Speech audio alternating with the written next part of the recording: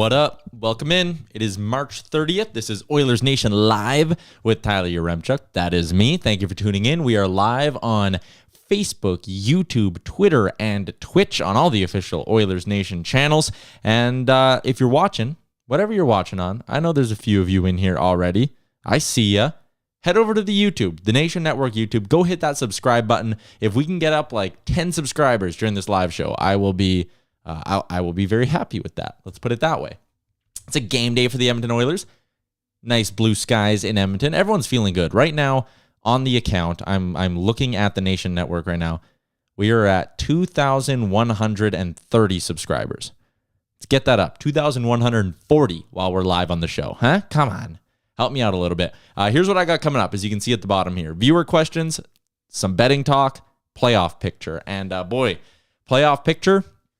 Big game against the LA Kings here tonight. It should be an absolute doozy of a matchup. I dug into, if you want a full preview of just the game, Short for Giant pregame show is up now across the network, but it's going to be a really good one.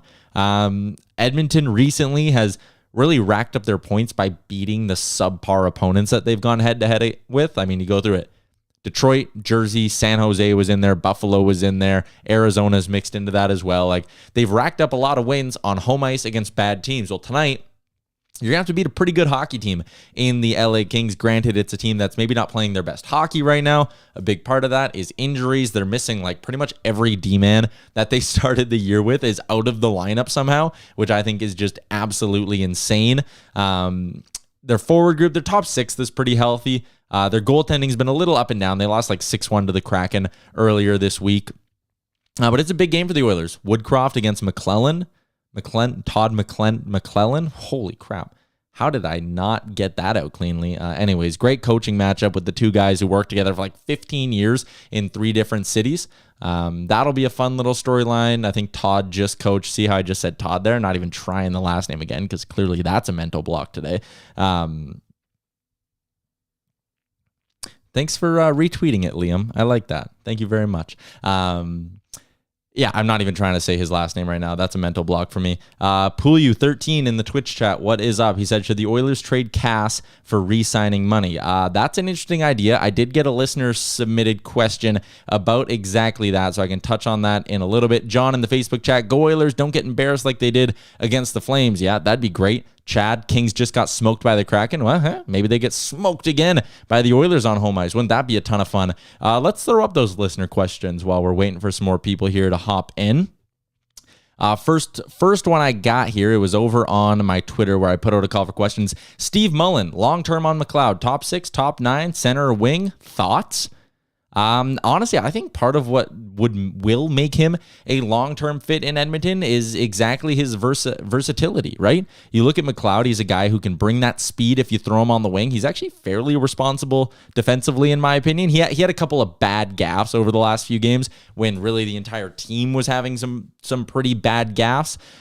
So that wasn't great, but I think he's a guy who can either be that top 9 center long-term, or he can be a good left winger, whether he's playing with, I like him with Draisaitl personally, but I like McLeod at either of those spots, and I think that's what makes him valuable to this team long-term. I doubt they sign him long-term this offseason. It kind of feels more like a bridge deal, 1.2 million, whatever it ends up being. I don't think he has arb rights this season, so I think it'll be a short-term deal this year for a guy like Ryan McLeod, but eventually I'd love to see them go long-term with the guy. The other question we had in over on the Twitter there, should the first be used this year to buy cap relief, shipping off Zach Kassian? Could Nurse even get a 5th-round pick in the summer based on his $9 million salary? Okay, part 1 of that question. Should the first be used for cap relief to ship off Kassian?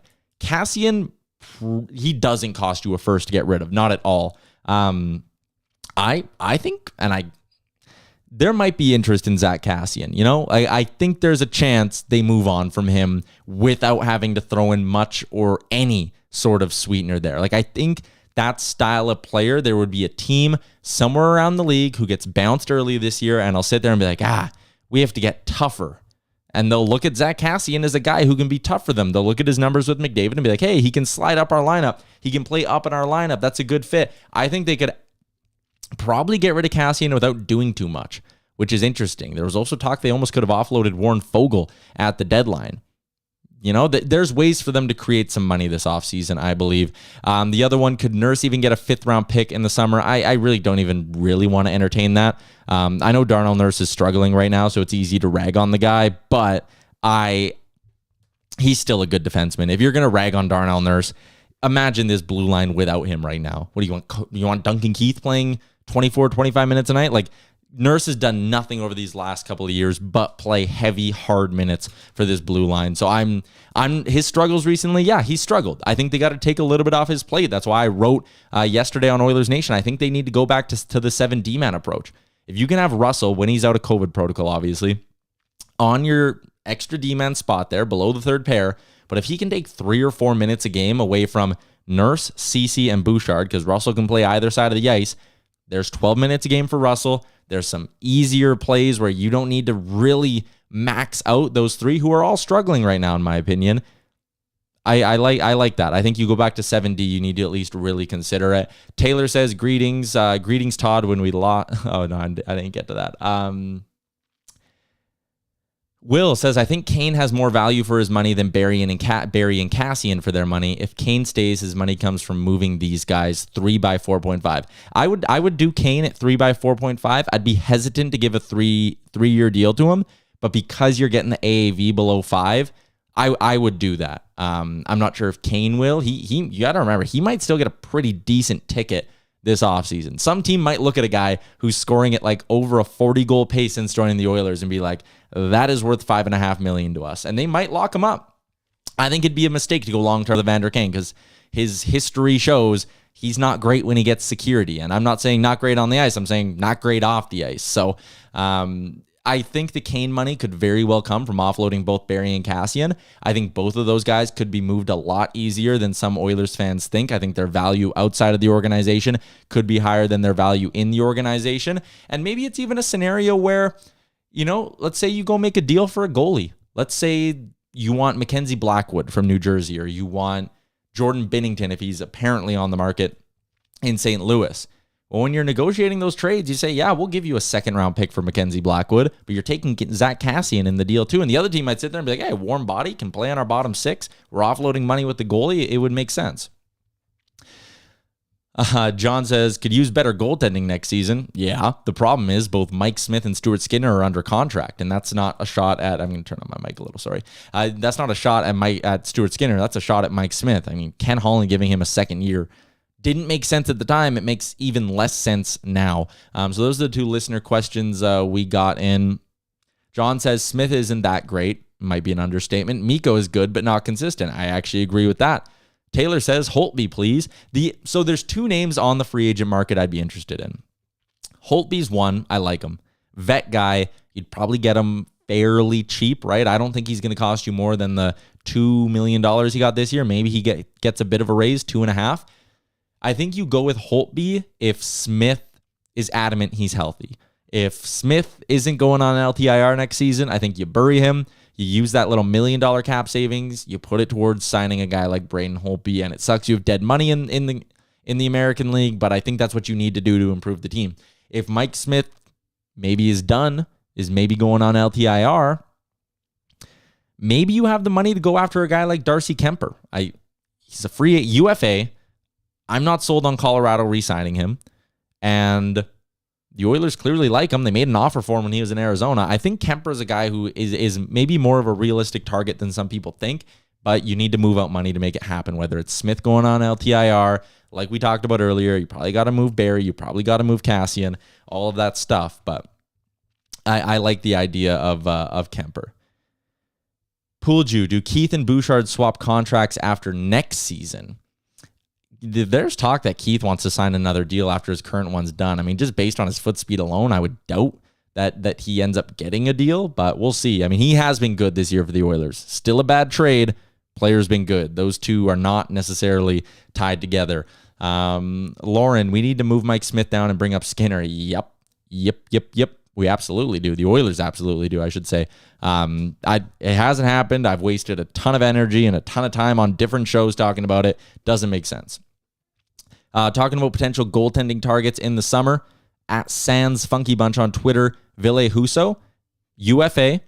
If St. Louis doesn't move Binnington, there's no way they can afford to keep Husso unless they're moving other money around. Yeah, I like Husso. I think Husso, if you're getting them at the right price tag, that's a decent bet for the Oilers. The only concern would be a Husso-Skinner tandem next year is a little bit inexperienced. Krekelwich 33 on Twitter. I think Blackwood would do good outside New Jersey. Fresh start. Yeah, he struggles to stay healthy, and that's a concern, right? Like, sometimes guys are just built like that. Like, the bodies just can't withstand, a full season or anything like that. So I like Blackwood. His contract, I think, is pretty rich, though. But at the end of the day, this is a guy and a young guy who was maybe in the mix to be Team Canada's goalie at the Olympics. Like, that conversation was happening earlier in the season. Actually, no, he's cheap. He's got one more year at 2.8, and then he's an RFA. So, yeah, like, if you're working something, like, again, I don't know the value here. Goaltending values are all over the place. But if it's like a second and Cassian for Blackwood, I probably do that. You're saving money in the process. You're giving up your second rounder. It'd have to be your 2024 pick in all likelihood.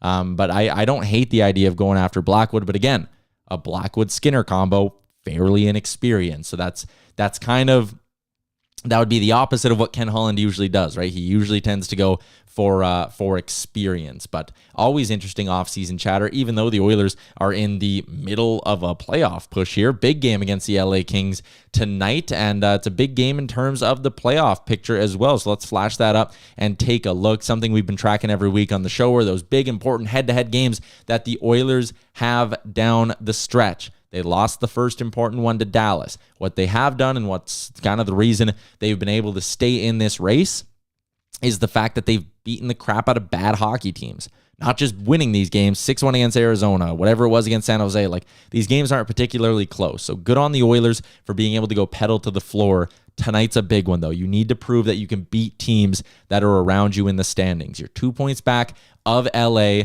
You have the game in hand. You also, and this is interesting, you hold the tiebreakers.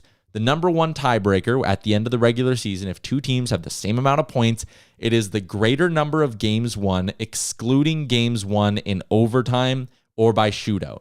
It's regulation wins. That's the number one tiebreaker. The Edmonton Oilers have 31 regulation wins.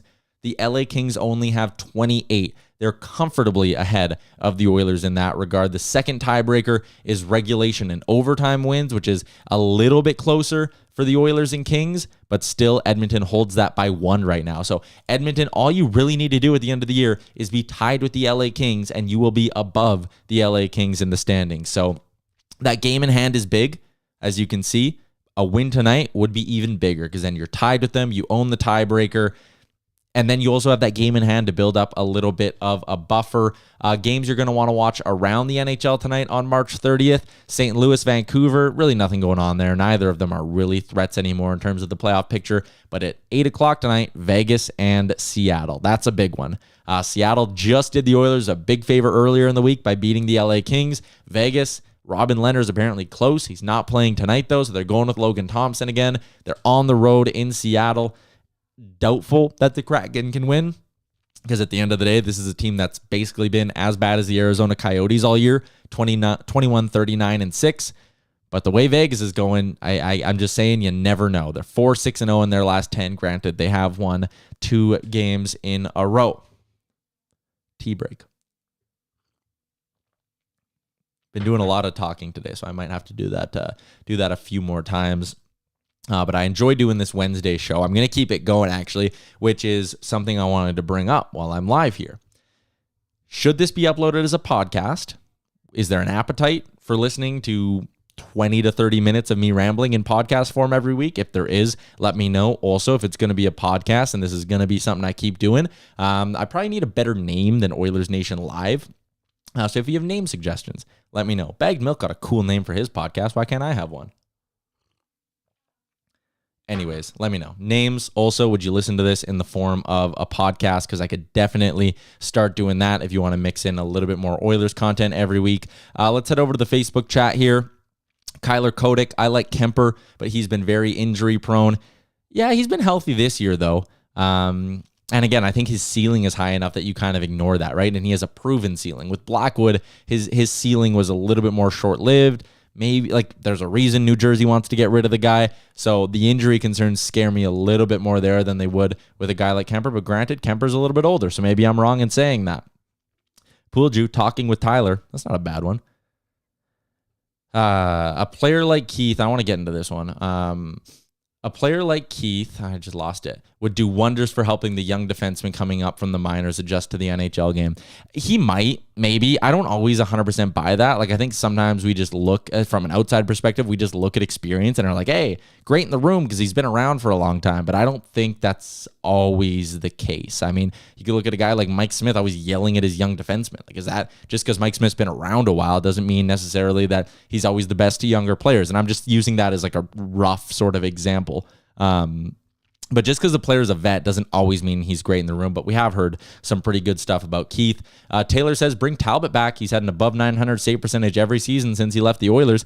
Yeah, you could argue they should have never let Cam Talbot walk. That was more a product of the team around him not being good than it probably was Cam Talbot not being good. And they dealt him at his lowest possible value. So I would be all over Cam Talbot coming back. $3.6 million. Again, if it's a pick and Cassian going out the door, the money kind of washes. So if Minnie ends up wanting to bring back Fleury, they probably move on from Cam Talbot. Why not a little reunion with Cam Bot? Will says Nedeljkovic hasn't worked out in Detroit, but he does have value. They keep Nedeljkovic. They don't move Nedeljkovic. I think they're willing to give him the benefit of the doubt. They're willing to give him the benefit of the doubt long term. That team hasn't been good this year, right? I don't think you want to pin that all on the goalie. Willie says, what happened to the new goalie that they just signed? And it's a college UFA that they picked up. And it's an interesting signing for the Oilers. I'll be honest, I don't watch college hockey, so I don't have like a scouting report on this guy that I can give to you. But his name, Ryan Fanti, they signed him to a 2-year entry-level deal. And next season, he's going to be hanging out in the minors. Like, he's starting in the American League. You're not bringing a college UFA up to run with Stuart Skinner as your two goalies next year. This is a futures thing. In their system right now, they have Konovalov, Rodriguez, Skinner, and Fanti. The signing of Fanti and the fact that you would be keeping him in the minors next year is interesting. Like, maybe he's in the East Coast League. Or sorry, the ECHL. I know it's not technically the East Coast League anymore. Maybe he goes down to the ECHL. You run Konovalov and Rodriguez as your duo up in Bakersfield. This signing tells me Skinner's in the NHL next year, and they fully intend on Skinner being an NHL goalie next year, as they should. I think he's proven that he can handle it. 23 years old, and the cap space, right? $750K on your cap next season is Stuart Skinner. You should be all over having that guy in the NHL, especially considering his numbers this year. So the Fanti signing, the goalie they got, college UFA, he's not an NHL guy for a handful of years. He's only 22 years old. But I think it tells you what their plans are for a guy like Stuart Skinner. Darcy, would it be better to trade Yamo for a guy his skill but bigger? Playoff time, he can't be our big-time hitter. He will break down fast. I don't buy that at all. I don't buy that Yamamoto's going to like magically not be able to force turnovers and all that. Like, you want a physical presence, yes. You have guys like Evander Kane and Zach Hyman, Zach Cassian if he's in the lineup. Warren Fogle should do it better than he does. Those guys are there. Kyler Yamamoto is not laying a big hit just for the sake of making the crowd go crazy and pissing off the other team. He's using his body to force turnovers, and that can continue to happen in the playoffs. Like, just because he's 5'8", doesn't mean he's suddenly going to break down and not be able to keep up come playoff time. Like, I think Yamamoto will be able to bring the same style of game to the playoffs. It's not like the players on the other team magically get 3 inches larger come playoff time either, right? So I just don't buy that. I don't think you don't, like, if there's another Warren Fogle out there, like, Warren Fogle is bigger than Kyler Yamamoto. Kyler Yamamoto is a better player than Warren Fogle. So you don't just make that trade for the sake of getting someone who's 6'4" who might not be as useful. Kyler Yamamoto is a useful player. Krekelwich says Rodriguez will be ECHL or traded. Not good. Yeah, and they might have that might be something we don't know, right? Like you said, they might sit there and be like, Rodriguez not the guy. We need someone to step in and be in our pipeline with Konovalov in the minors next year. Taylor, Marchand and Yamamoto are about the same size, and the latter is still performing at a high level despite all he's been through. Like Marchand, again, Kyler Yamamoto is not Brad Marchand. I'm not going to argue he's as tough or whatever as Brad Marchand, but you're right. That's a good example. Just because a guy is small doesn't mean his body's going to break down and he's not going to be able to play. Will says Yamo brings guys into the fight and steals pucks with the best of them. That's what I love about him. Like, even when he was struggling, and I was hard on him when he was struggling, he's certainly not struggling right now. He's red hot. But the thing you love about Yamamoto is regardless of if pucks are going in for him, he finds a way to keep that intensity up. The effort stuff is always there with Kailer Yamamoto, and I really respect that about his game. Lance, I really hope Skinner comes up next year and kills it. I'm always a fan of homegrown talent making the team. Absolutely. And I think Skinner will get every opportunity to do that next season. It makes no sense why he's not being given every opportunity to do that right now. Krekelwich, I missed this one. Sorry, man. Nurse, Susie, Kulak left side next year would be nice. Samurakov, 7th guy. See, and I don't love having a young guy as your 7th defenseman, which is why, like, you need Keith out in this situation where you're going Nurse, Susie, Kulak. I'd say a more likely left side is Nurse, Keith, Kulak. You need to move out some money. But I would look at bringing back Chris Russell. 1 year, $1 million if he's willing to do it. I like him as a 7th defenseman. I didn't like him when he was making $4 million. But now that he's down in that reasonable price range, he plays the left side, plays the right side. I think he's a good enough pro where you can toss him in and out of the lineup and he'll still give you solid enough minutes. Shot blocking's always great. People love the shot blocking king, Chris Russell. So why not? $1 million bucks 1 year. Spartan, no Brendan Lemieux for Kane to punch tonight. That sucks. That was a fun memory from this year. That was a good moment when Evander Kane gave Brendan Lemieux, almost called him Claude. Taylor, Skinner isn't being given much of an opportunity because in terms of goalies, he's basically still a baby. Yeah, and that's a good point. Like, he is only 23. Like, the college free agent they just signed, I kind of laughed when I was like, he's only 22. He's not coming up to the NHL. But, like, yeah, damn, he's only a year younger than Stuart Skinner. So that is important to remember. I know goalies are kind of starting to come up a little bit quicker than they have in the past, but still. Lance, how come they haven't signed Woodcroft for next year? It'll get done. There's no rush. I'm not worried about that. Spartan, will Ken Holland get the boot this coming season if the Oilers don't make the second round? No. I'm going to go ahead and say Ken Holland's job is safe as long as they make the playoffs. I don't think they're firing him if they lose in 5 games to the LA Kings or 6 games to the LA Kings. That being said, tonight's game's a good measuring stick. There's a nice cliche for you. Good measuring stick game for the Edmonton Oilers. Their head-to-head numbers against the LA Kings, I can flash those up for you here right now. It's interesting to see the ways they kind of are the reverse of each other. You know, the Oilers have a great, really good power play. Kings have a terrible power play. Penalty kill, they're both bottom third in the league, whatever. Goals for, Oilers top 10. Goals against, Oilers bottom 10. Kings, goals, bottom third of the league, or right around there. Goals against, top 10 in the league. The Kings have won a lot of games this season. Low scoring because of their goaltending. Jonathan Quick was unreal. Up until December 31st, he had a .923 save percentage. From January 1 on, Quick's cratered. He's got like an .895, .899, something like that. His numbers have fallen off a cliff in 2022. Cal Peterson has been fairly more consistent just when you look at the numbers over like first half, second half of the year kind of stuff, or first 30, last 30, however you split that up. The other thing I love, and this goes back to Lance talking about Woodcroft. How about this for a stat? Oilers goals against per 60 at 5-on-5. With Tippett, pre-Woodcroft, 27th in the NHL. With Woodcroft, they're all the way up to 11th in the NHL. A vastly different team since the coaching change. Everyone knew that because they're starting to rack up wins. But even back earlier in the year with Tippett, they were winning games because their power play was red hot, right? Now they're winning games because their 5-on-5 play is incredibly strong. Their power play has been garbage for the last month.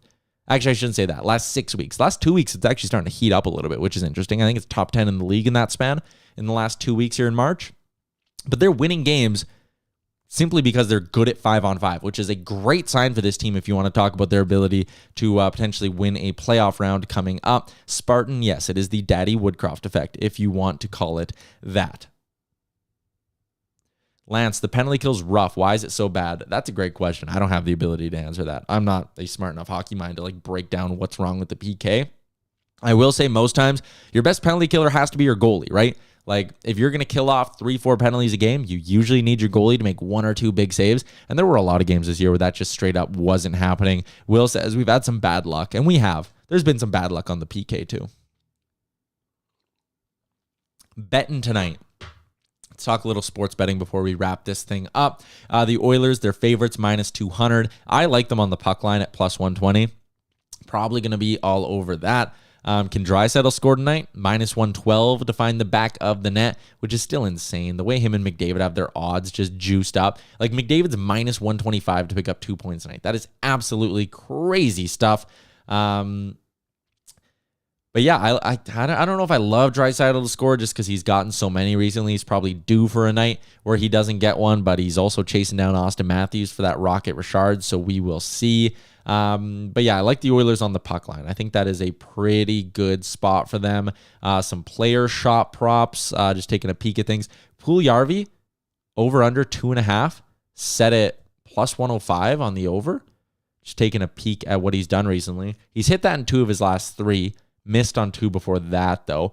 So he's only hit it 2 out of 5 games, I think, since coming back to the lineup. So maybe don't necessarily love that. Evander Kane set it 3.5, though, paying pretty big. Yeah, he's only hit that once in his last 5. Probably not touching that either. Draisaitl's paying +125 on over 3.5. McDavid's paying -118 on over 3.5. That might be a pretty interesting spot here. Let's look.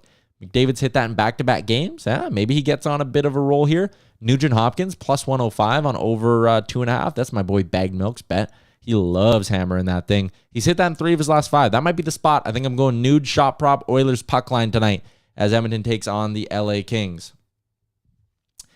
Oilers Kings, going to be a good one tonight. Enjoy the game. Enjoy the game. Let me know what you're drinking in the chat. What's the drink of choice? I am currently having a tea because my voice hurts. Because I did 2 other shows today. But thanks for tuning in. This has been Oilers Nation Live. Again, if you want it up as a podcast, let me know. Send me a DM. Send me a DM on Twitter or on my Instagram as well, and I will work to make sure that happens. I always enjoy chatting with you on a Wednesday afternoon. Enjoy the game tonight. New episode of Real Life drops tomorrow. New What Would You Do Wednesday YouTube video is up right now on the Nation Network YouTube, so go give that a watch as well. Coombsy and I teamed up to talk about Puljujarvi versus Kane. So watch all that, and we'll chat again on Oilers Nation Live next week.